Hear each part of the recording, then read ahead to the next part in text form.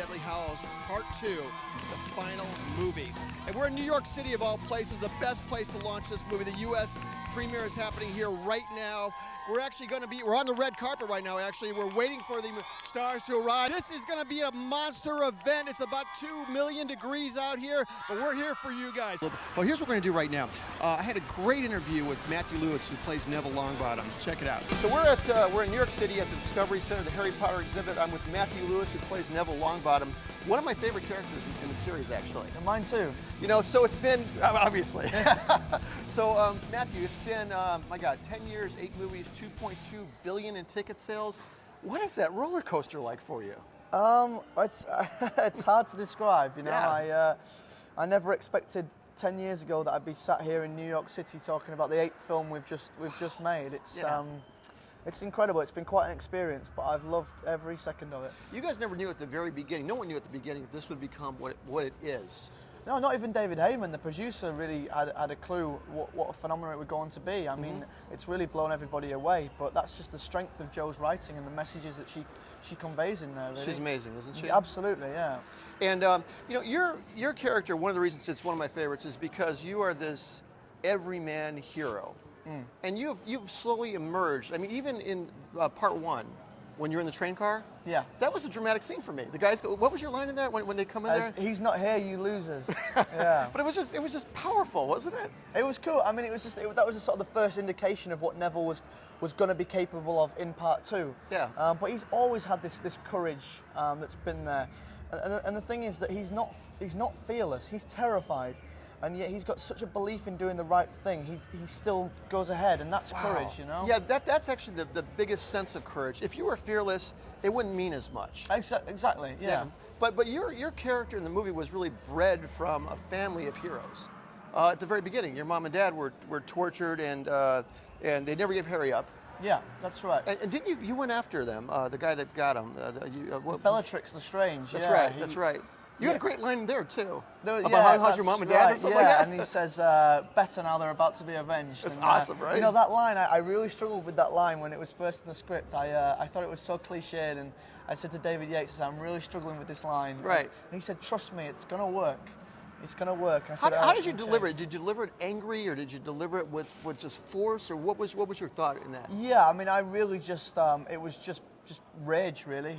Just blind sort of rage. At that point, he's not thinking about the right thing. He's just trying to avenge his parents. And you know, and your character through the movie a lot is that you're not, I'm going to be a hero. You're just kind of just doing the right thing just automatically almost, right? Yeah, he's almost on autopilot throughout this movie. I think he's so physically exhausted from the whole year.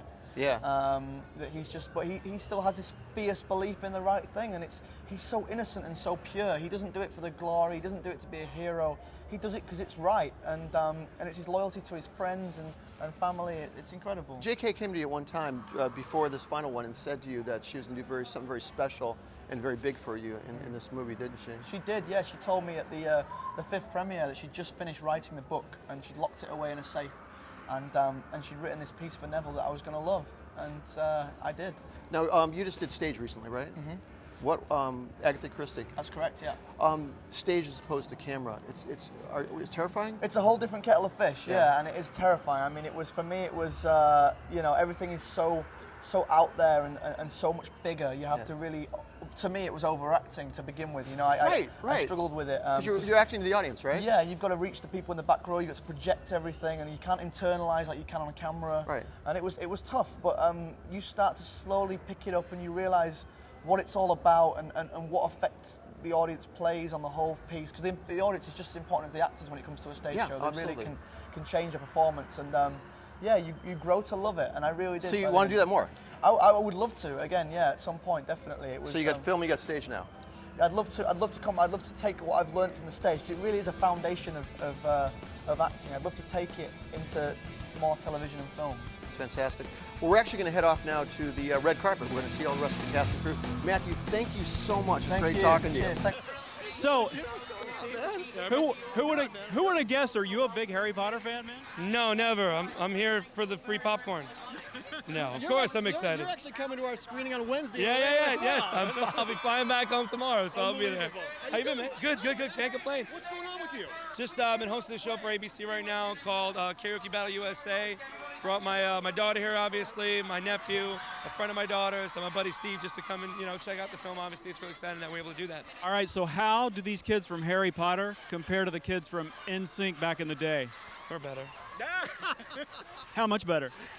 I think they may have more money. Well, actually, Daniel probably has more money.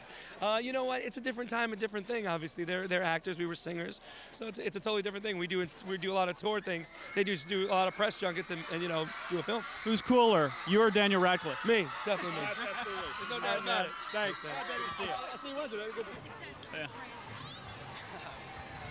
Yeah, it has changed. It's been quite a gradual change, but it's I suppose just getting recognised and just dealing with these crazy kind of events. It's just it's crazy. How you doing, Rupert? Kevin Steinfrost from St. Louis. Gotta ask you, the kiss with Emma, what was that like for you? Yeah, it was tricky. It was tricky making it kind of look like we wanted to do it because we really didn't. And I mean, I've known Emma since she was 9, and just to kiss her just seemed like the weirdest thing to be doing. And yeah, I think watching it in 3D was probably even harder. You mean you didn't want to kiss her? Well, no, it sounds crazy because I mean she's lovely, and guys would probably kill to be in my position, but it's wasted on me. But it's very, I mean, it's great that it's kind of ending in New York because it's been such a great place, and I'm gonna miss coming here. And I can't believe this is it. I just keep having to remind myself that this really is it, and it's sad. Congratulations. Rupert, it all ends tonight for your character, but what about Rupert? What do you do now? Good question. I don't know. I mean, I want to keep acting and looking for different roles, and playing the same character for 10 years, you do get this kind of hunger to do something completely different. And Directing, producing? Yeah, I don't know. No, I mean, I'm got six acting, mate. Thank you, buddy. Good job.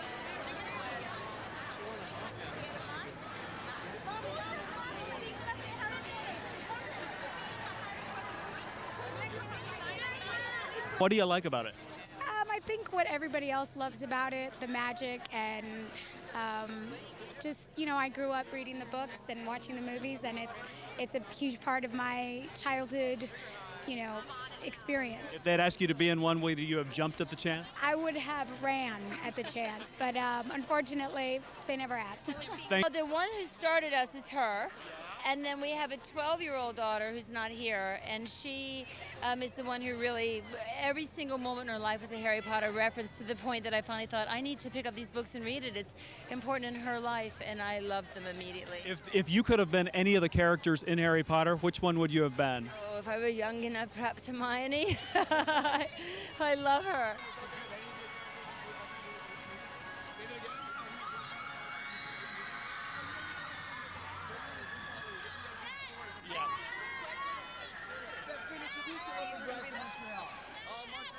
They counted towards points in the Harry Potter books. It started when I was so young. I was probably 10 or 11 years old when it came out, and I don't know. I've just been a big fan. They're fun. They're exciting to read, easy reads, and now I've graduated to our playbook, and I've been busy with our playbook, so I haven't read this book, but I'm excited to see the movie and get a little closure on the series. You might shed a tear. I don't know about that. I think I'll live. Good to meet you. Thank you. Take care, bye.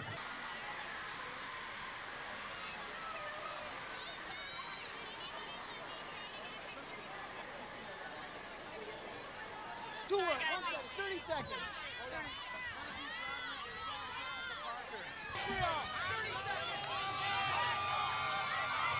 David Heyman, producer for all the Harry Potter films. Does it feel like tonight your daughter is getting married and leaving the family home? Well, in some ways, yes, because we've been working together. We've become a family over the last 10 years, and as some families do, people go their separate ways. I guess my kid's graduating, is going off to college now, and I'll be very interested to see what happens.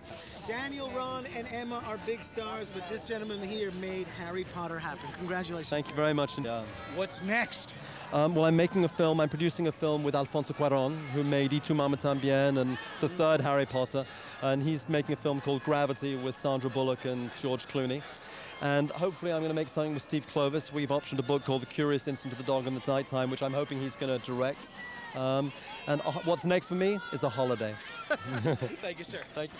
David, what would you say is maybe the overriding reason why these stories have resonated so strongly with audiences? I think Joe's books are fantastic, and they're entirely relatable. We've all been to school, maybe without the magic. We've all had teachers we liked and teachers we haven't liked. We've all know a Ron, a Hermione, a Harry. The whole thematic underpinning of love and family and death and loyalty. And not judging a book by its cover and a celebration of outsiders are things that we all connect with and know about. And Joe's world is so vivid and considered. I think those are some of the reasons. I think it's very hard to replicate. And I think, some people say, well, you're going to find something like Harry Potter. For me, there'll be nothing like Harry Potter. I hope to find something else wonderful. But for me, and I suspect for everybody else, there'll be other great things, but nothing like Harry. Thank you so much. Appreciate it. Steve Kloves, the writer of all but one of the movies, right? Yeah. When was the last time you saw a writer at a movie premiere where the crowd was like screaming your name? That happens all the time. No, only to me. No, it's insane. But you notice what they're holding. They're holding a book for me to sign, which means it should remind us all that it started with a book and it started with Joe Rowling. Absolutely right. Absolutely. Thanks, Steve. Appreciate that. Sorry. We have David Barron, the producer of Harry Potter. What do you suppose is the overall reason why this story resonates so strongly with audiences? I think Joe wrote about universal themes. There's something in those books that touches everybody. There's life, there's death, there's making the right choices, the consequence of choice, whatever it's friendship, whatever you can think of. There's something in there that all of us have experienced in some way or another at some time.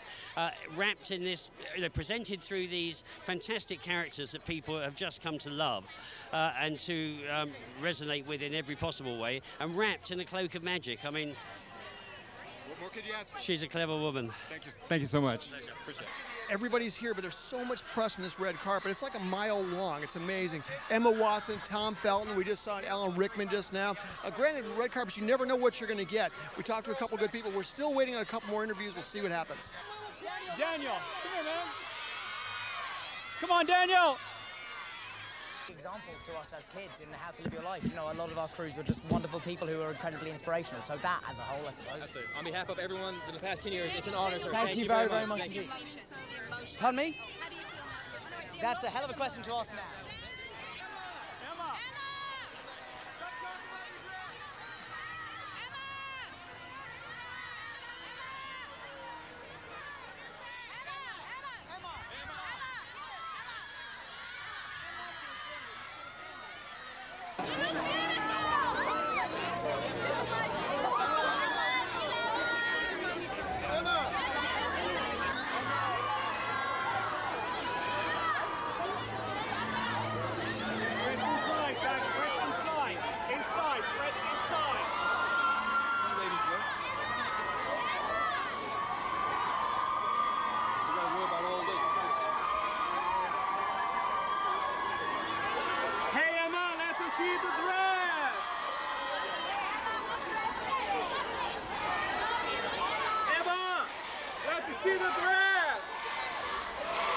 Well, there you have it.